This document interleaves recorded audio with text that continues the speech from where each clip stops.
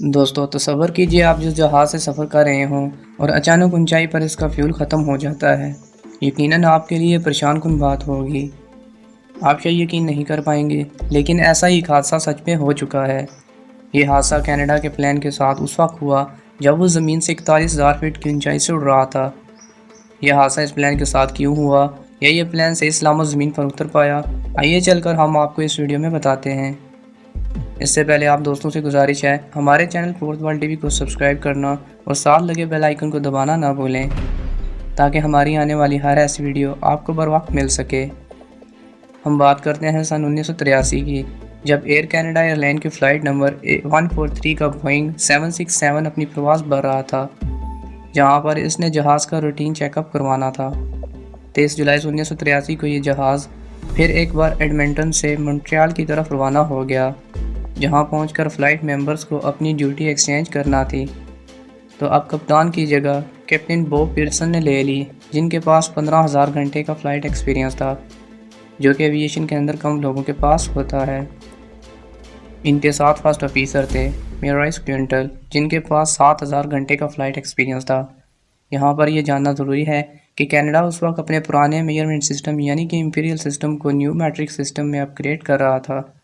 ये दो measurement system थे जो उस वक्त पूरी दुनिया में इस्तेमाल हो रहे थे, और यही अपग्रेड उस वक्त हादसे की सबसे बड़ी वजह बन गई, क्योंकि कैनेडियन एविएशन उस वक्त तमाम नए 767 जहाज़ों के अंदर नया मैट्रिक सिस्टम इस्तेमाल कर रही थी, जबकि पुराने जहाज़ों के अंदर पुराने इंपीरियल सिस्टम यूनिट्स का इस्तेमाल किया जा रहा था। एयर कनाडा फ़्लाइट 143 भी एक नया जहाज़ ही था। इस जहाज़ के अंदर फ्यूल भरने वाली टीम को 22,300 केजी फ्यूल भरने का कहा गया, इसलिए उन्होंने 22,300 पाउंड फ्यूल इस जहाज़ के अंदर भर दिया, जो कि बिल्कुल आधा था। यहाँ पर फ़्लाइट क्रू की ज़िम्मेदारी थी कि वो फ्यूल लेवल को चेक करते, मगर उन्होंने ऐसा नहीं किया और बिना चेक किए ही फिलिंग टीम को कन्फर्मेशन दे दिया कि सब कुछ सही है। टेक ऑफ के कुछ घंटों बाद 41,000 फीट की बुलंदी पर जहाज़ के लेफ्ट विंग से एक सिग्नल दिखाई देता है, जो बताता है कि जहाज़ की एक लेफ्ट इंजन ने काम करना बंद कर दिया है। ये लोग मॉन्ट्रियल से फ्यूल भरकर वापस एडमिंटन जा रहे थे, मगर लेफ्ट इंजन बंद होते वक्त वो आधे रास्ते पर थे, जिसका मतलब था उन्हें इमरजेंसी लैंडिंग करना थी, वो भी एक ऐसे जहाज़ की जिसके दोनों इंजन काम करना बंद कर चुके हों। आप जानते हैं कि अब जहाज़ के लिए इतना आसान तो नहीं वो आसानी के साथ कहीं भी लैंडिंग कर सके। इसके लिए स्पेशल रनवे की ज़रूरत होती है, जहां पर कोई और चीज़ इसके सामने ना आ सके। सो इनके सबसे करीब था विनिपेग एयरपोर्ट, जहां पर कैप्टन का ख्याल था कि वो इमरजेंसी लैंडिंग कर सकते हैं, लेकिन लेफ़्ट इंजन के बंद होने के बाद राइट इंजन भी बंद हो गया। तब जाके पायलट को ये एहसास हुआ कि ये कोई टेक्निकल मसला नहीं बल्कि जहाज़ का फ्यूल ख़त्म हो चुका है, जिसने इनके होश उड़ाकर रख दिए। 41,000 फीट की बुलंदी और 61 मुसाफिरों के साथ जैसे ही दोनों इंजन बंद हुए, जहाज़ की टरबाइन भी बंद हो गईं, जो कि इसके सिस्टम को चलाने के लिए इलेक्ट्रिसिटी पैदा करती हैं। इसका मतलब जहाज़ का सारा इलेक्ट्रिक सिस्टम और राब्ते के लिए कम्युनिकेशन सिस्टम भी बंद हो गया। मगर खुशकिस्मती से दोनों टरबाइन हवा की मदद से घूम रहे थे, जिससे बहुत कम इलेक्ट्रिसिटी आ रही थी, जो कि सब ऑपरेटिंग मॉनिटर को नहीं चला पा रही थी, इसलिए कुछ मैनुअल सिस्टम ही काम कर रहे थे। इस सूरत हाल में दोनों कैप्टन्स को कुछ ही मिनटों के अंदर वो फैसला करना था जो कि इनकी और इस जहाज़ में बैठे 61 मुसाफिरों की ज़िंदगी और मौत की वजह बनता। उन्होंने जल्द ही 767 इमरजेंसी मैनुअल खोला, ये देखने के लिए कि अगर दोनों इंजन बंद हो जाएं तो इन्हें क्या करना चाहिए, मगर बहुत ढूंढने पर इन्हें पता चला कि इसके अंदर तो मैनुअल सिस्टम है ही नहीं। यही नहीं, क्योंकि इससे पहले एविएशन हिस्ट्री के अंदर ऐसा कभी हुआ ही नहीं है, लिहाजा मैनुअल बनाने वाली कंपनी ने कभी सोचा ही नहीं था कि मुस्तकबिल में ऐसा कभी हो सकता है। जहाज़ के पायलट ने इमरजेंसी लैंडिंग का फ़ैसला किया, मगर मसला ये था कि लाइट ना होने की वजह से जहाज़ की ऊंचाई बताने वाला और स्पीड बताने वाले इंडिकेटर्स काम नहीं कर रहे थे।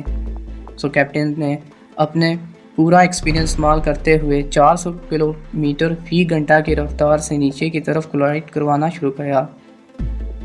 कुछ मैनुअल इंस्ट्रूमेंट्स की मदद से।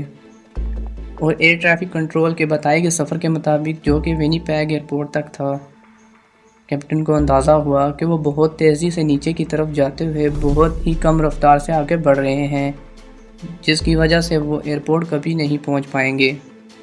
लेकिन इसी दौरान फर्स्ट ऑफिसर को अपने एक एयर बेस गिमली की याद आई, जहां पर वो पहले काम कर चुके थे। ये छोटा सा एयरपोर्ट काफ़ी करीब था, लेकिन फिर कैप्टन ने यह फैसला किया कि शायद वो यहाँ पहुँच सकते हैं। मगर यहाँ पर भी एक मसला था कि किसी को अंदाज़ा ही नहीं था कि ये जगह एयरपोर्ट से बदलकर अब एक रेसिंग ट्रैक के अंदर बदल चुकी है। और सबसे बढ़कर इस वक्त ये जगह खाली भी नहीं थी, बल्कि इस पर रेस हो रही थी, बल्कि पूरा का पूरा स्टेडियम लोगों से भरा हुआ था। खुशकिस्मती ये थी कि रेसिंग वाली जगह खाली थी। कैप्टन ने इस जगह लैंडिंग का फ़ैसला किया और लैंडिंग गियर को ग्रेविटी ड्रॉप्स का इस्तेमाल करके बाहर निकाला।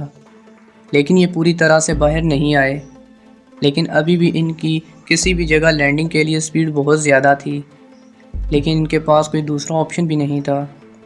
सबसे ज़्यादा ख़तरा इस बात का था कि दोनों इंजन बंद होने की वजह से किसी भी किस्म की आवाज़ पैदा नहीं कर रहा था, और ना ही इसकी लाइट्स ऑन थीं, जो स्टेडियम में बैठे हुए लोगों को ये बता सकती कि कोई जहाज़ खामोशी से इनकी तरफ आ रहा है। जहाज़ का नोज़ व्हील, जो कि ग्रेविटी ड्रॉप्स की वजह से खुल नहीं पाया था, और दूसरा बिजली पैदा करने वाले ब्लेड अब सीधा लैंडिंग करने की वजह से बिल्कुल आहिस्ता हो गए थे। इसीलिए जहाज़ के स्टीयरिंग सिस्टम को पायलट के लिए कंट्रोल करना बहुत मुश्किल हो गया था। ज़मीन पर लैंड होते ही सामने का व्हील, जो कि सही से नहीं खुला था, कैप्टन की ब्रेक लगाने की वजह से फ़ौरन अंदर चला गया। इस जहाज़ ने अच्छा खासा बॉन्स लिया और ज़मीन से टकराया और घसीटता हुआ आगे की तरफ चलता रहा। इस ड्रैग की वजह से जहाज़ की स्पीड काफ़ी हद तक कम हो गई। अगर ये फ्रंट व्हील पूरी तरह से खुल जाता और अंदर नहीं जाता तो पूरी ब्रेक लगाने पर भी जहाज़ आहिस्ता नहीं हो पाता, और जहां पर लोगों का क्राउड बैठा हुआ रेस देख रहा था, वहां पर जाकर ये जहाज़ यकीनन इनसे टकरा जाता। कैप्टन ने यह देखकर पिछली ब्रेक्स भी पूरी ज़ोर से लगाई, जिससे पीछे का ब्रेकिंग सिस्टम टूट गया। ये जहाज़ पीछे की तरफ भी ज़मीन से टकराया और फ्रिक्शन से इसकी रफ्तार मज़ीद कम हो गई, और आखिरकार ये जहाज़ अचानक रुक गया। दोनों इंजन फेल होने और बिना किसी फ्यूल के ये जहाज़ 17 मिनट के अंदर ज़मीन पर सही सलामत मौजूद था। खुशकिस्मती से किसी भी मुसाफिर को कोई ख़ास चोट नहीं आई थी। कैप्टन पीटरसन को फ्यूल चेक ना करने और लापरवाही का मुजाहरा करने पर 6 महीने और फर्स्ट ऑफिसर को 2 हफ्तों के लिए टर्मिनेट कर दिया गया। लेकिन इसके साथ साथ प्लेन को हिफाजत से लैंड करवाने पर आउटस्टैंडिंग एयरमैनशिप की वजह से अवार्ड भी दिया गया, जिसके बाद भी इन दोनों ने अपना पायलट करियर जारी रखा। जबकि ये प्लान 767 कुछ मेंटेनेंस के बाद फिर से एयर कनाडा के अंदर शामिल हो गया, और आखिरकार 2008 में 25 साल के बाद इसे रिटायर्ड कर दिया गया। इस प्लान में मौजूद हर वो मुसाफिर अपने ये 17 मिनट अपनी पूरी ज़िंदगी में कभी नहीं भूल पाएंगे। लेकिन दोस्तों, क्या आपके साथ भी कभी हवाई जहाज़ के अंदर ऐसा वाक़या पेश आया जो कि आप कभी ना भूल सकते हो? अगर आप इन मुसाफिरों की जगह होते तो क्या करते? आपकी इस टाइम क्या हालत होती? मुझे कमेंट सेक्शन में ज़रूर बताना। उम्मीद है आज की इस वीडियो से आपको बहुत कुछ जानने को मिला होगा, और अगर आपको ये वीडियो अच्छा लगा इसको लाइक कीजिए। अब मैं आपसे मिलूँगा एक ऐसी इंटरेस्टिंग वीडियो के साथ। तब तक अपना